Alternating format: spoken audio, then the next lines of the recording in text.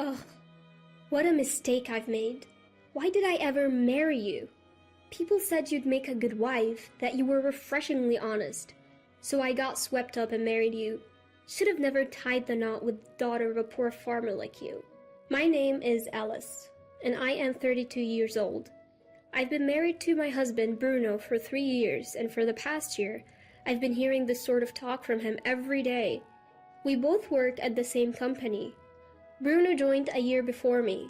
Our company is a general trading business, and lately we've been focusing on the food sector. We introduce and broker new ingredients and food products, department stores, and supermarkets. That's mainly what we do. Bruno and I hit it off at a company party. Maybe it was the drinks, but we were cheered on by those around us and started dating soon after. He was kind, sociable, and always had me laughing. I thought a life married to him would be filled with joy, so we got married after a year of dating. Bruno's parents had already passed away, but my parents are still living and run a small farm in the countryside. I was a child born to my mom at 39 and my dad at 41, after they'd been married for 10 years. So when I got married, my mom was already 68 and my dad was 70. Both were thrilled about my marriage. Bruno was initially very helpful around the house, and we often went out for meals together, enjoying each other's company. However, about a year ago, Bruno's behavior started to change dramatically. He began complaining about everything I did, and our outings together stopped. Although I had doubts about staying with him, I thought of the kind Bruno I'd known when we got married and hoped he'd revert back to that. Plus, I didn't want to worry my parents, who are already over 70. So I held off on divorce. If only your parents had more money, then maybe I could have benefited from this marriage too. They're useless. They'd be better off as fertilizer in a field. Hey, that's way over the line. We're talking about my parents here. I say it because they're your parents. This marriage was totally pointless. I can endure any insults about me, but I can't stand him talking about my parents that way. Though they're considered elderly, they still work hard at farming, sending us delicious vegetables and produce all the time. For me, they are more than just invaluable. They're my lifelines. Compared to my friends' parents, mine are significantly older. That always concerned me. However, I'm truly grateful to my parents who always had me in their thoughts and took great care of me. I've always loved my parents deeply. I've been biting my tongue to keep from upsetting them, the very parents who were thrilled about my marriage. Even after that, Bruno kept bad-mouthing my parents almost every day. I was just about to hit my breaking point when Bruno brought up divorce. You know, being married to someone poor like you, there is no advantage for me. I don't want to waste my life anymore. I get it, then it's fine. I had no energy left to argue. I might worry my parents, but I don't want to be with this person anymore. As soon as I agreed, Bruno, as if he'd been waiting for this, handed me the divorce papers with his name already filled in. I signed them without a word. Once I've packed, I'll leave. You can stay here if you want. Is that okay? Yeah, but change the name on the lease. I don't want to keep paying the rent. I understand. But I decided to move too. Staying alone in a place where I'd lived with Bruno felt wrong, and I wanted to sort out my feelings and start fresh. And so, our divorce was finalized. We still work at the same company, so there is a bit of awkwardness when we see each other. But working in different departments turned out to be a blessing in disguise. When I told my parents about the divorce, they looked a bit sad. Still, they said, "If that's what you've decided, then it's okay. You're the one living your life," was all my parents had to say. Their kind words felt like a lifeline. Being divorced after an office marriage did make me self-conscious, but no one said anything. And with Bruno's verbal abuse gone, I felt relieved. Being alone made me realize how much I'd been holding back. I truly felt it was good that I got a divorce. So, this happened one fateful day. I had some work to attend to in the department where Bruno was. On my way there, I happened to overhear a conversation Bruno was having with a colleague in the break room. "Man, you really hit the jackpot, huh? She's the heiress to prime supermarkets, right? She's totally into me. Can't believe you've been keeping this a secret from your wife for a whole year." Well, I had to be careful. Last thing I wanted is to be slapped with alimony, but it took some time. No matter what I said, she wouldn't bring up divorce. Would have made things easier if she did. You're a piece of work, you know that. Thanks to my daily insults, she accepted the divorce pretty easily, though. I feel sorry for Alice for marrying someone like you. Come on, you can't compare the daughter of a poor farmer to a supermarket heiress. Prime Supermarkets is a major chain that's spread across the US, and our company does business with them. Bruno was in charge of sales for that supermarket. So, to summarize, Bruno had been having an affair with the heiress of that supermarket for the past year. And to keep the affair secret, he had been insulting me, waiting for me to initiate the divorce. Hearing this, it felt like everything went wide before my eyes. I would have felt better if he had just honestly said, "I found someone else, so I want a divorce." I was so filled with shock and anger that I felt like I could explode. But I said nothing and left the room. I didn't want to be known as the woman dumped by Bruno because he had an affair. Feeling so humiliated, I just didn't want to be there anymore. The realization that Bruno wasn't just betraying me, but was also scheming for his own convenience made me so angry. But I chose not to confront Bruno. Sure, I could probably get some kind of settlement if I pushed the issue, but I didn't want the hassle or the gossip. I just wanted to let it slide. The following month, Bruno left the company. I heard he got re-employed at Prime Supermarket's corporate headquarters.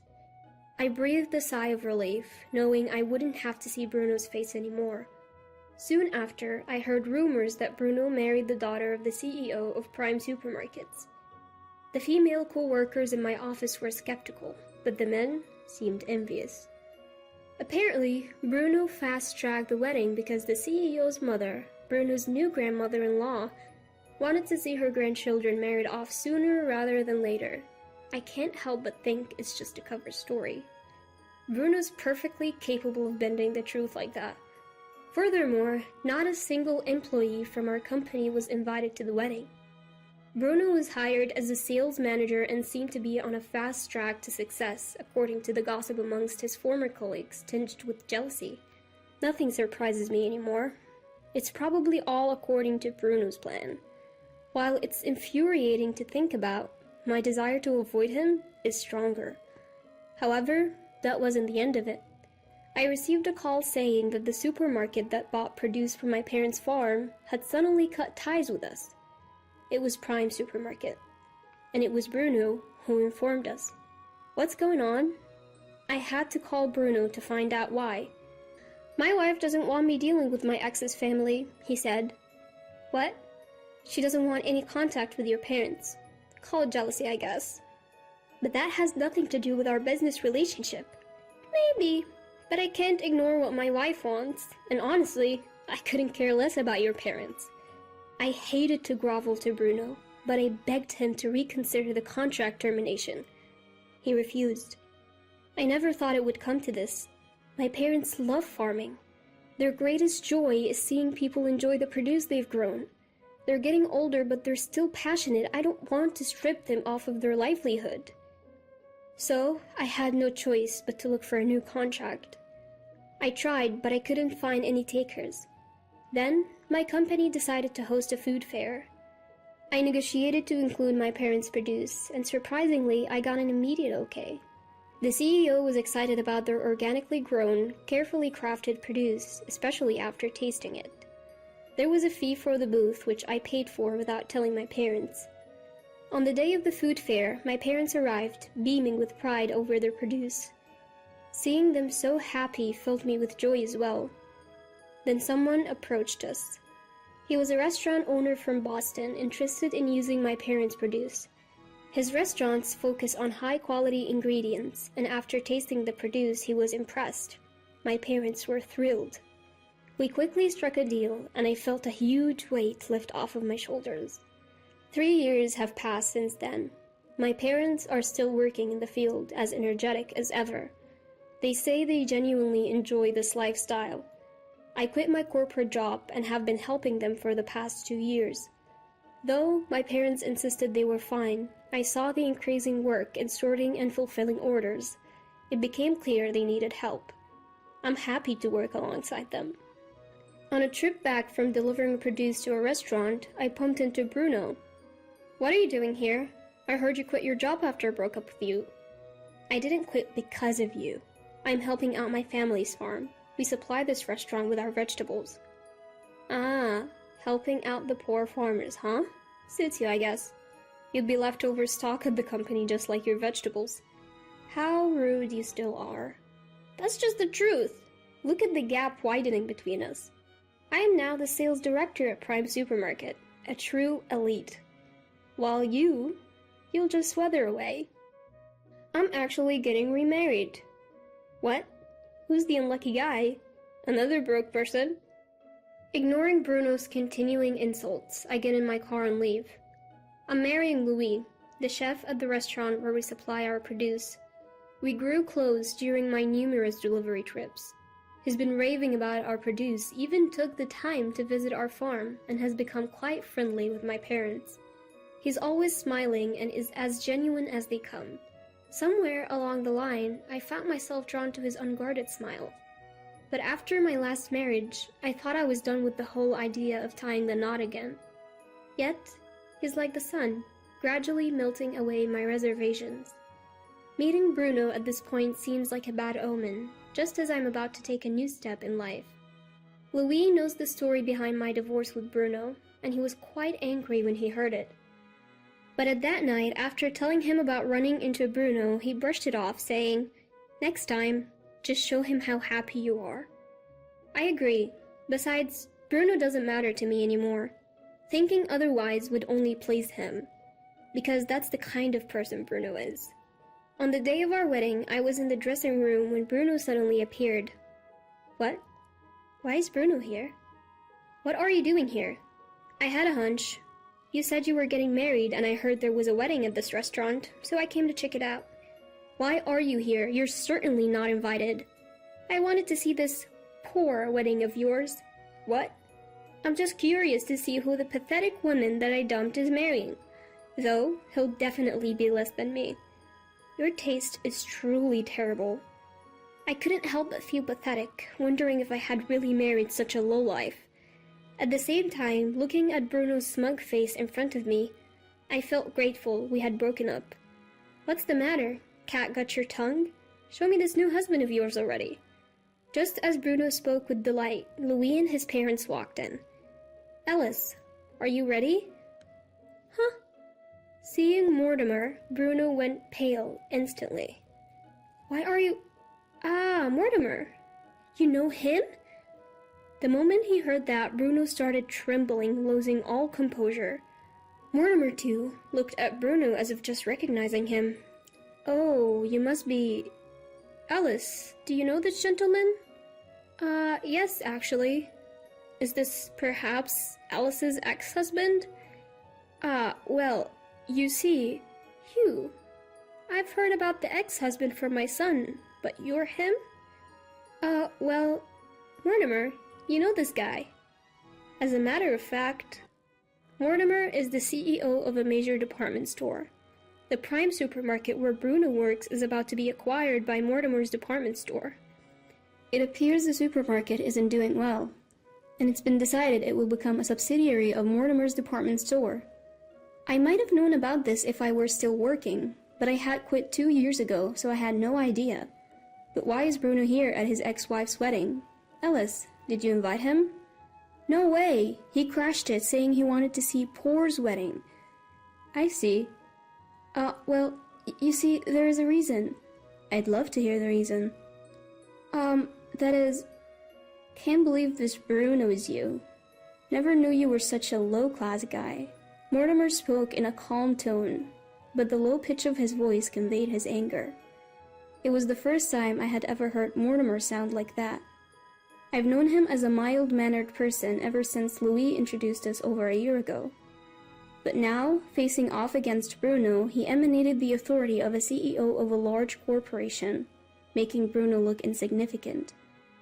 What kind of supermarket owner would want a son-in-law like this? And you're the head of sales? Isn't the decline in business your fault? I didn't... Leave now. This is no place for someone like you." Seeing Bruno shrink at Mortimer's words made me feel pity for him. Unable to find any comeback, Bruno left as if fleeing. This is what happens when you look down on others and feel joy about it. If Bruno hadn't intruded like this, maybe no one would have found out he was my Bruno. It's what you call reaping what you sow, I guess. Our wedding was enveloped in a serene atmosphere from beginning to end. It turned out to be a beautiful ceremony. My parents, watching all of this, were shedding tears. I felt like I had finally put their minds at ease. Later, Mortimer told me that the owner of Prime Supermarket claimed that he had no knowledge of his daughter dating Bruno before his divorce. But considering Bruno switched jobs to Prime Supermarket immediately after the divorce and was even offered a position, Mortimer doubted the owner was really in the dark. The owner of Prime Supermarket seems to dote on his daughter and pretty much agrees to anything she says. As a businessman, he's definitely lacking, Mortimer commented. Prime Supermarket became a subsidiary of Mortimer's department store. The executive team was replaced and the former owner was resigned. Bruno left the company as well.